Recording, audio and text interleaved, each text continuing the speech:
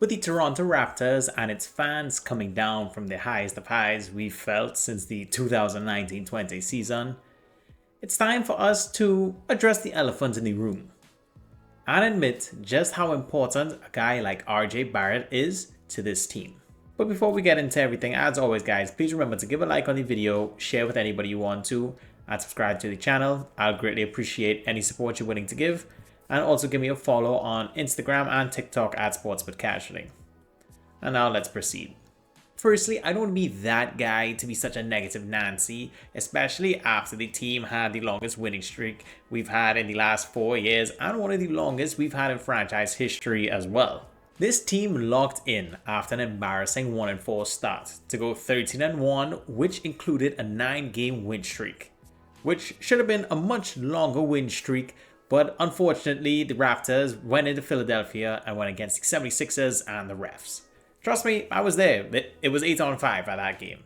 It's funny, who knew practicing would be so beneficial? Maybe Allen Iverson was wrong all along. Maybe we should be talking about practice. Countless positives came from this run.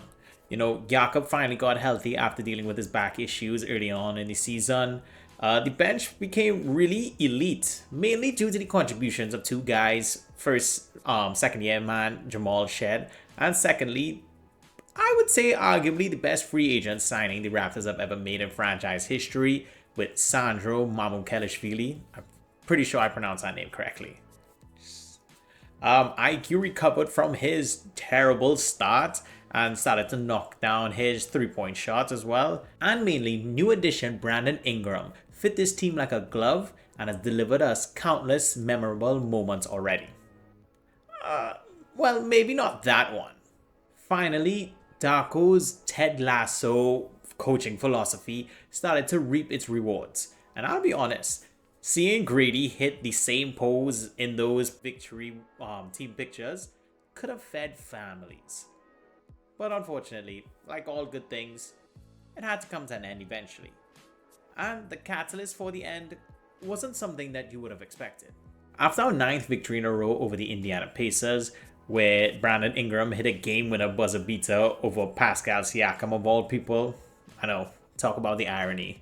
The Raptors really struggled and lost 6 out of the last 8 games where we put out truly low-effort, low-energy performances. However, I would admit that in our most recent game, we did have a really good team victory against the Heat. But that aside, now you're probably asking, what's the reason for this sudden downturn in performance? Well, it was an injury to one of our most important players. No, not Scotty, or I guess in this case, Scotties. Not Brandon Ingram, not even Jakob Poeltl. This comes from a guy that is very much overlooked on this roster by majority of fans. It came from losing RJ Barrett. On the 24th of November, RJ Barrett was sidelined with a knee injury and was said to be day-to-day. And since his absence, the team has had an offensive void that we have not recovered from since. And for some reason, a lot of people are surprised by that, and we're surprised by that and still are. I honestly don't get it. Ever since RJ came back home, he's been kind of treated as like an expendable piece of the roster, scapegoat if you would. And I could kind of understand why, especially at the beginning. I'll be honest, he was born in New York. I didn't like him. To be fair, he was bad. His lack of defensive effort, his poor free throw shooting, and his inefficiency certainly did not help his case. And if you did not like him, trust me, I understand. I was a RJ Barrett hater once upon a time. Yet despite his flaws, RJ has averaged 20 plus points a game since becoming a Raptor. He's turned up his efficiency and his shooting almost over 50% from the field. And he's elevated his playmaking to become an overall well-rounded offensive player. Like this season alone, despite having shots taken away from him thanks to the addition of BI, he's still averaging almost 20 points a game and over 50% from the field. And yes, despite his best efforts, he's still a liability on defense. But on offense, this team is 5.5 points better with him on the court than it is off the court. He's second in that category, only behind Scotty Barnes. But I would say take that number with like a pinch of salt, because on that same tracking stat, they say our offense and defense is a lot better with Grady Dick on the floor, and I think that's a lie, but point blank, he just makes his touches count. You know, he attacks the rim, he gets into the paint, he's a very physical player, he gets out in transition. He's just a really good offensive player, bro. Now, that doesn't mean you can't shit on him when he's, you know, messing up and missing open shots or not making the right passes. We're fans. We're gonna do that regardless. I do that sometimes too, bro. I'm not innocent. But like, it's kind of crazy to me that for like the last 2 off seasons, there've been mad talks about trading RJ Barrett or getting somebody else in or moving him to the bench so we could give like our younger guys more playing time and more shots, because we're just super backlogged at the guard position, especially the shooting guard position. And it's crazy now, like we have like a little taste with this team without RJ Barrett. Like, we don't know our ass from our elbow on the offensive end. Now, a lot of things have transpired while he's been missing these games. The schedule and overall fatigue of the team have been the main ones, but it's pretty obvious to see how big an impact not having him play is taking on the team. But hey, in basketball, like in any other sports, injuries unfortunately happen. The team needs to have a next man up mentality, the show must go on, etc, etc. And like I just previously said, the Raptors are really truly loaded at the guard position. So surely one of these 3 former first round picks should be able to step up and take on the responsibility to help offset some of the offensive load that RJ Barrett had on the team. Maybe not just one of them. Maybe we could just have like a cohesive unit, you know, help share the load that RJ had. You know, RJ was averaging like 19, 20 points. If all of them average, you know, each one of them average 6.66666667 points a game, that would make up for his 20 points a game, right? Right? But instead, Grady Dick, Ochai Agbaji, and Jacoby Walter have squandered and wasted the opportunity and responsibility that it takes to step into the starting lineup and replace a player of RJ Barrett's caliber. Which just goes to show you, if one of the gears in the machine doesn't work, the entire operation shuts down. And that isn't hard to see. With RJ out, not only do you need one of your bench players to go into the starting lineup and step up, but now all the other players need to take more shots to make up for the lack of scoring without RJ. And with the Raptors only having like 7 usable guys on the team, 8 if Darko decides to give Jamison Battle more than 2 minutes a game, the added pressure and responsibility is another reason why we are struggling offensively. You take RJ out, teams are now going to focus more on Scottie Barnes, Brandon Ingram, Emmanuel Quickley, and Jakob Poeltl. And yes, Jakob is going to get his own video soon, but that is a different story for a different day. And on nights when your other shooting guards aren't stepping up and giving you anything offensively, it's kind of like you're starting a game 4-5 already, immediately behind the 8 ball. Since RJ's been out, most of our players' shot attempts have gone up. None more than our main guys, BI and IQ, and with some of our bench guys seeing an increase like Jacoby and Jamal Shed, as they've seen some starts during this period. One thing I do want to note is that I'm kind of surprised that Scottie and Yak's attempt have not increased, especially Scottie. I feel like during this stretch, especially in crunch time, I feel like I wanted more of an effort and emphasis on him trying to score the ball. But that's kind of nitpicking because it's not like he's been performing bad during this losing stretch. Which is a nice segue for me to talk about our performance and efficiency. And as you would expect, most if not all of our players on the roster have seen a decrease in their overall shooting efficiency during this losing streak. And with that is actually pretty easy to see.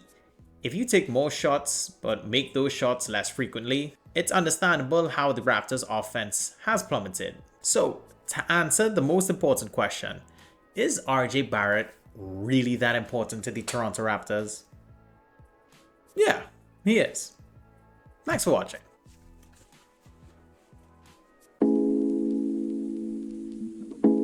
Kidding. But at least you know my answer. And to be fair, RJ is important, yes. But so is the rest of our team. We all know the Toronto Raptors are a very top-heavy team, with a starting 5, on paper at least, that can match up with almost anybody in the entire league. However, we're also a very shallow team, with a bench mainly made up of young and unproven talent. So for a team that's top-heavy and with no depth, we're just one injury away from our starting 5, from a lot of things falling apart, which we've clearly seen can happen very easily. We also just happened to come into a rough stretch of games, like I think it was 7 games in 11 days. But I don't want to blame something as arbitrary as like scheduling, nor do I want to just shoulder the entire offense of the team onto one guy. The way I look at it, the Toronto Raptors, like almost all of the NBA teams, is a delicate ecosystem. If something bad happens internally, like an injury, or externally, like, I don't know, getting out rebounded every fucking game, like no matter what, it throws the ecosystem out of balance and leads to bad things. I hope you're getting my point with this analogy. I have not done biology in like 15 years, but I think it makes sense. RJ Barrett does a lot of good things for this team. Does some bad things too. But at the end of the day, he makes the game easier for his teammates. And I'm glad all of the anti-RJ Barrett people are finally able to see that. It was reported last week that he would be held out for another week as he received a PRP shot in his knee. I do not know what that is. And just recently, it looks like he started to resume some basketball activities. So fingers crossed he'll be back on the team, on the starting lineup sooner rather than later. In the meantime, I think we could really point to our last game against Miami on the 15th on how to play games, on how we need to perform in order to win these games without the offensive punch of RJ. And I want to shout out Scotty Barnes, like in the fourth quarter, really turned up his game. Like he was aggressive and he really looked for his own shot. And I think that is something like as I said earlier in the video, I really want, because I found that during the losing streak, we really force-fed Brandon Ingram to get his shot in the fourth quarter, which I understand. Brandon Ingram's amazing, but I thought we were doing it a little overboard, and Scotty, either by choice or by design, was very quiet, especially like in those crunch time situations. Now the next step for us is to get a backup big man so we don't have to get out rebounded all the time. But like I said, that's a different video for a different day. So for now, I'm gonna just do what I've been doing for the entire season, and that's just enjoy it. Like this year has been such a breath of fresh air. The team is good. The Raptors are winning games again, and life is worth living. I'm not even exaggerating on that point. We've been so good. I've been having so much fun. I got League Pass. By far, one of the best purchases I made for the entire year. I'm confident that once RJ Barrett comes back 100% healthy and we avoid major injuries, this team can find another groove and go back on another winning streak. And hopefully that leads to a deep playoff push, because this team, this front office, the players and the fans really deserve that. Because the way I see it, the more post-game victory team photos I see on my timeline, the better my day is going to be.